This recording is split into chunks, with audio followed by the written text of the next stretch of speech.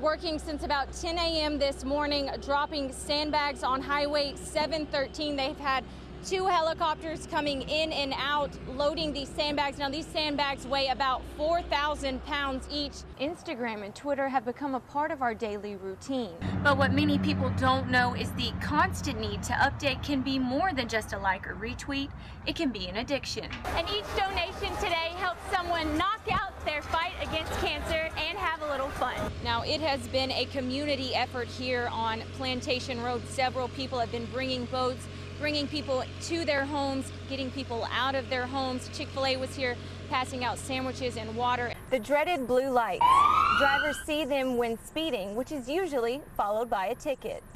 We're off of West Pinhook Road. Now, right here beside me, this is Tokyo Live Japanese Steakhouse. And as you can see, just from moments ago when we were live earlier, this parking lot is continuing to fill with water, and it's coming in pretty quickly. Over here between this tree line, that is the Vermilion River. As you can see, it has spilled over, and this entire parking lot is now pretty much a lake. In about 2 weeks, the city of Lafayette will be under the surveillance of the police department. So if you're thinking of committing a crime, you may want to think twice because you could be on camera. They're holding a visitation tonight for fallen officer Matthew Gerald. Now, Gerald is one of 3 law enforcement officers that was killed in the line of duty Sunday during a shootout in Baton Rouge. Now, as you can see behind me, American flags are lining Jefferson Highway. If you are out of work and in the process of looking for a new job, that process might be over sooner than you expected. Typically, borrowing a stadium from another school wouldn't sound appealing. But what if that stadium was Cajun-themed? The video that has now gone viral shows strength and conditioning coach Louis Corella walking on top of the team. In addition to road closures, people have been evacuated from their homes. There were cars stranded in roadways today. So if you are without a place to stay tonight, an overnight shelter has been established at the Hyman Center for Lafayette Parish. The Red Cross is there, and they're welcoming anyone to come tonight for shelter. Well, we are here in Gaydon. The National Guard is here. They've been working since about 10 a.m. this morning, dropping sandbags on Highway 713. They've had 2 helicopters coming in and out, loading these sandbags. Now, these sandbags weigh about 4,000 pounds each, and these soldiers are hooking them to these helicopters. They're taking them to Highway 713 and dropping it on the road. Now, the road, water has spilled over the road, and it's filling into the levee. Now, what they are doing is trying to prevent the water from breaching the levee. Now, residents should not be alarmed by what they see. I know some were concerned by seeing these helicopters flying around today. Now, as you can see, here's one coming in right now. This is called a Chinook. It's a bigger chopper, so it's going to hold about 4 sandbags and take them over to Highway 17. They're dropping about 300 of these bags on the highway to prevent the flood waters from flowing over into the levee. Now, we spoke with Mayor Chris Terrio. He says residents should not be alarmed by any of the activity they're seeing. Now, again, what you're seeing taking place behind me is called a sling load operation. These soldiers are loading these 4,000-pound bags of sand onto these choppers. Now, this can hold about 4 bags, and it's going to be carrying them over to Highway 713, where water is filling on the highway. Now, they're doing all of this out of an abundance of caution to protect the city of Gaydon from getting any water. Be sure to stay tuned to KLFY News 10 as we continue to update you on the National Guard and their operations here in Gaydon. Reporting in Gaydon, Carly Laing, KLFY News 10. Raging Cajun fans are saying goodbye to baseball season and hello to the upcoming football season. We don't want anyone to train harder than us, and that's the point of all this. Many teams across the nation are hitting the gym early for their usual summer workouts. But the Raging Cajuns are gaining national exposure for their not-so-normal workout routine. The video that has now gone viral shows strength and conditioning coach Louis Corella walking on top of the team like this as they chant the Raging Cajuns fight song. Fight on, Cajuns, fight on to victory. The viral video was filmed by an intern after workouts Friday. Every day there's a finisher, and that was just a finisher. Senior defensive lineman Carmichael Dunbar says this was just another day for the Cajuns. It's the end of the workout. It's just regular stuff we always do, so it really wasn't a big deal for us, really. The star of the show, strength and conditioning coach Louis Corella, says the video is a prime example of the team's hard work and dedication. Every day there's a competition. So it was just, it's bonding, it's finishing as a group all together. The video has over 20,000 retweets, 12 million shares, and was even mentioned on ESPN. Corella says it's great to see other schools appreciate their hard work. 5 schools have already tagged us in a tweet, them doing it to their school. It's fun to see other schools appreciate it and try it out. Football season kicks off September 3rd. In Lafayette, Carly Laing, KLFY News 10.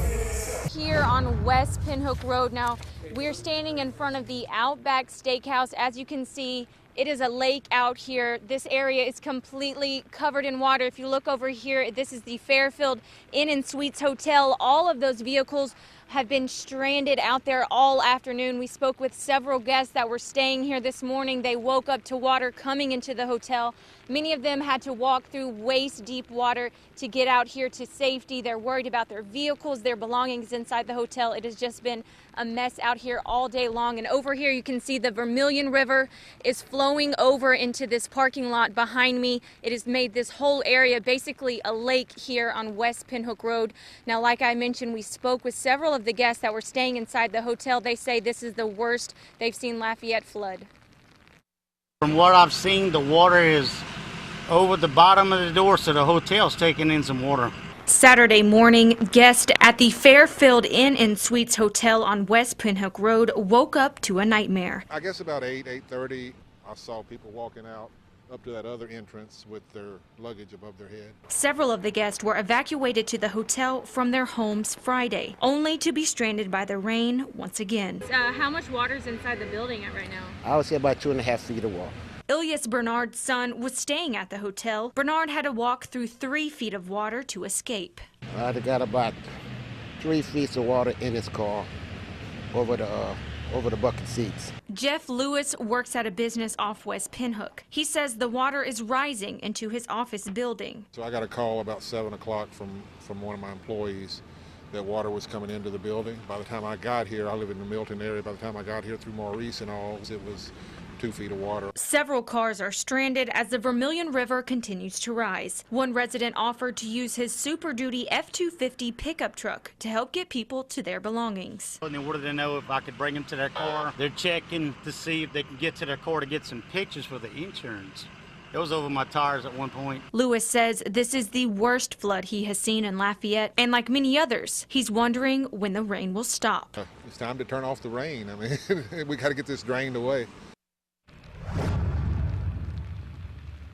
Well, guys, as you can see, the rain is continuing to fall here in Lafayette. Now, we're standing on West Pinhook Road in front of the Outback Steakhouse, which, as you can see, it's a lake out here. This whole parking lot stretching all the way down to the Chili's on West Pinhook is completely underwater now. If you had to evacuate from your home or was stranded today, the Hyman Center is open as an overnight shelter. Be sure to make your way there if you can. And now we are under a curfew until 6 a.m. tomorrow, so stay off the roads. Keep yourself safe tonight and stay tuned to KLFY for more. Reporting live in Lafayette, Carly Laing, KLFY News 10. Friday, Gary Metz Sr. smiled through tears as he spoke for the first time about his beautiful Ashley, or as he says, his baby girl. I just didn't want to believe it. I still don't believe it. Metz says he got the news while at work. I was at work and when I got the call, and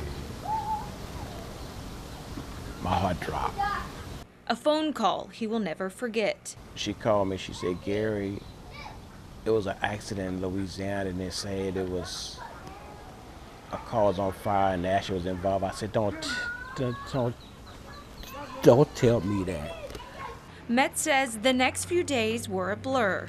When I got home, I'm waiting for a phone call, and I didn't get no phone call, and I'm going out of my mind. I didn't get no sleep. I'm worried. I'm destroyed. I'm like, why nobody calling me and saying nothing? What happened to my baby? Thursday, when the bodies were confirmed to be Ashley Metz and Brooklyn Hill, her father says he couldn't believe it.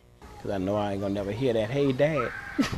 I ain't gonna never hear that on the phone no more, or that text when she called me. Metz says it has been a rough week for both families as they try and grasp what has happened. He hopes to have answers soon. I want answers. I want the people caught. I want justice for her. Metz says he will always remember his baby girl. Just to hear her voice was put a smile on my face, and I knew it put a smile on her face. Metz says he did not know Brooklyn Hill, Ashley's boyfriend, but he sends his condolences to his family during this tough time. In the studio, Laing, KLFY News 10. Millions are anticipating Super Bowl 50. The Broncos are going to win. And placing their bets. The Panthers are going to win. We thought, why not do a prediction of our own with a Cajun twist? Now, I know the Saints aren't in the Super Bowl, but I had to rep my team. Then I headed over to Dwight's restaurant. There's no better place for crawfish than at Dwight's restaurant, so come on in, let's see what they got going on over here. First, we drew up a football field. Then came the fun part. Drafting the players. Let's pick out a crawfish. Watch. Ah! Yeah, ooh, he's like, back off me, girl. We selected each player, labeling them with orange stickers for the Denver Broncos. We named this guy Peyton, and blue stickers for the Carolina Panthers. And this little guy is Cam, and they're fixing to go head-to-head in our Super Bowl matchup. And once we finished that, it was time to start the game. We've got 22 crawfish here. We've labeled the Broncos and the Panthers. We're gonna put them on our football field down here. Whoever gets in the end zone is gonna be our winner. So here we go. And they're off. Seems to be a lazy start to the game, but the crowd is going wild. Cam and Peyton in a stalemate or holding hands. The Panthers are gaining speed, and the Panthers will get the W. Cue the instant replay. So there you have it. Panthers win. The Louisiana Crawfish prediction says Panthers are going to be taking home that trophy. Peyton, sorry about it. You're going in the pot. Now time to celebrate with some Broncos etouffee. Reporting in Lafayette, Louisiana, Laing.